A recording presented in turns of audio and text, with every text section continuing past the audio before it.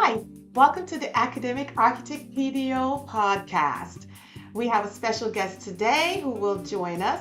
She's only one of our top scholars here at A Stronger Foundation. And why don't you go ahead and say hello to the people? She's so cute. Anyways, she has promised us that she is going to be very seen, so much heard, right?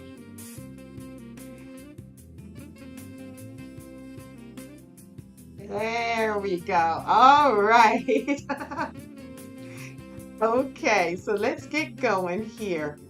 Today's podcast is titled Waiting for the Smoke.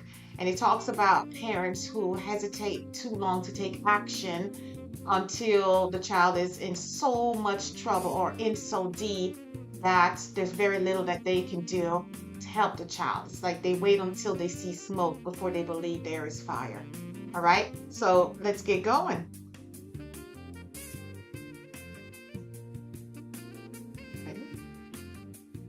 A warning is, according to Oxford Dictionary, a statement or event that indicates a possible or impending danger, problem, or other unpleasant situation. Warnings are of great importance because it alarms people to respond in an informed manner.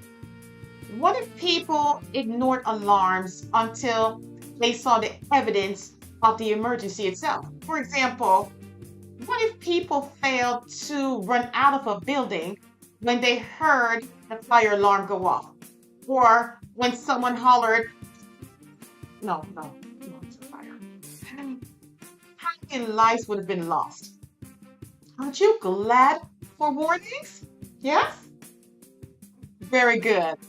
Then let's go. There are many warnings, such as climate change and global warming, that people, myself included, we ignore. Warnings are significant in education too. Thankfully, warning signs makes it easy to spot a potential struggling reader even before they enter kindergarten. No doubt, parents are informed as early as possible regarding their child's inability to master phonological awareness, for example. Or maybe I can't say there is no doubt, because maybe there is a teacher that you know that doesn't really want a child to read well. And maybe that teacher intentionally embraces a child's struggle, keeping the child's struggle a secret from the parent, just in case the parents would decide to actually help the child. Sounds silly, right? Well, that's because it is. The significance for warning is that it gives the opportunity to escape a possible danger. However, a warning is useless if the receiver fails to acknowledge the signal. Say what now? Say what? Listen, I need my parents to stop the foolishness. Tell me again now. I said it. Teachers inform parents when a child begins to struggle. Now, by the time parents are alerted that there's reading deficiencies that are present, they have plenty of time to address the problem before the problem gets out of hand. But parents tend to wait until they see the smoke before they accept a possibility for fire. What they fail to realize is that by the time smoke appears, that fire is likely already out of control and can no longer be put out by an amateur. And by amateur, I mean by the parent themselves. you will need an academic specialist to put that fire out. Now, by the time the smoke appears, the child is already way past out there in the deep waters. That requires a special plan to get them back on track.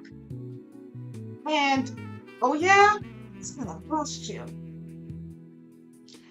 It's gonna cost so much.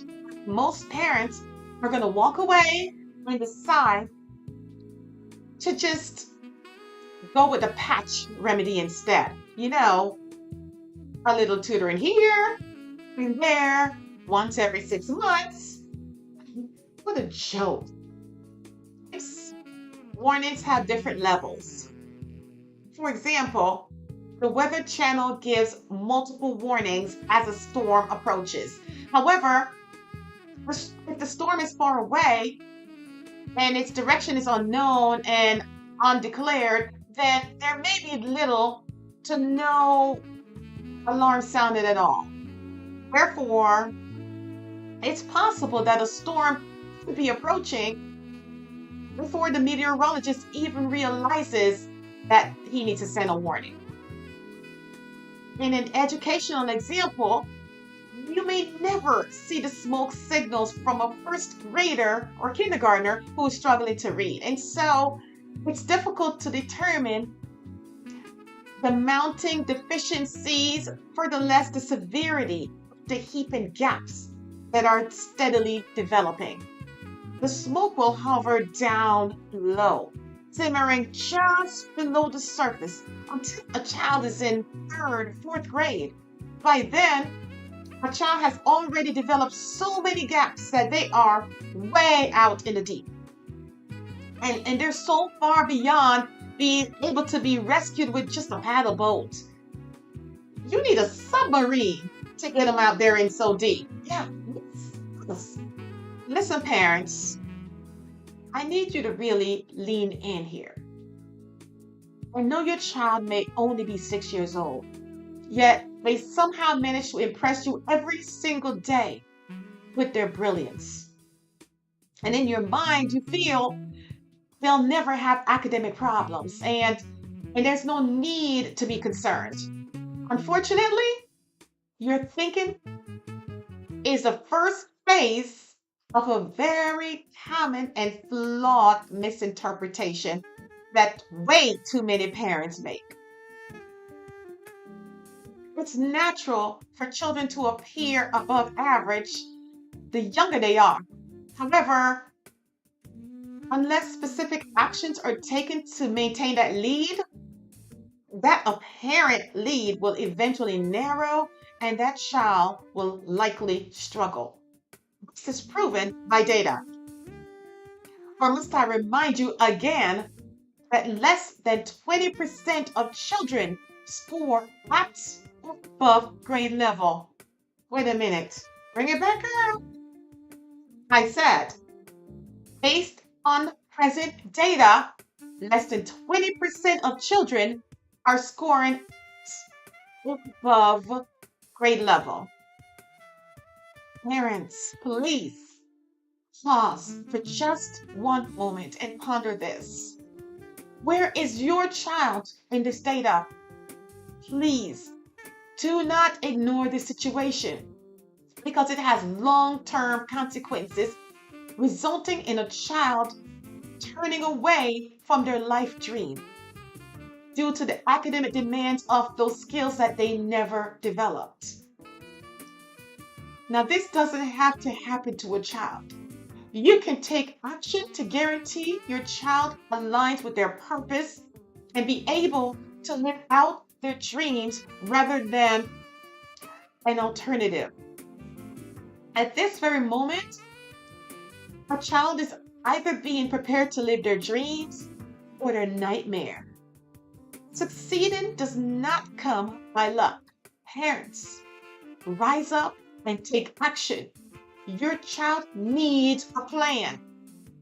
Now, if you wouldn't first take a trip without mapping out a plan, why would you allow your child to drive into their future blindfolded? Of course, your child needs a plan. How else would they succeed unless they have a plan?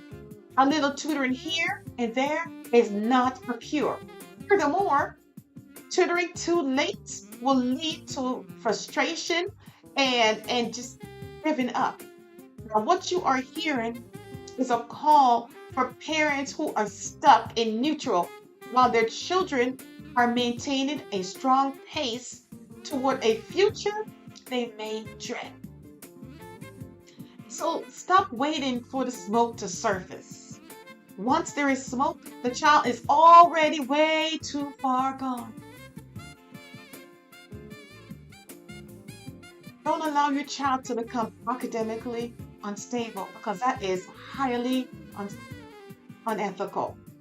And I pity the child who must forego their life dream because their parents fail to align them with the best education. Until our next conversation, I am your academic architect, signing off. Until next time, bye bye.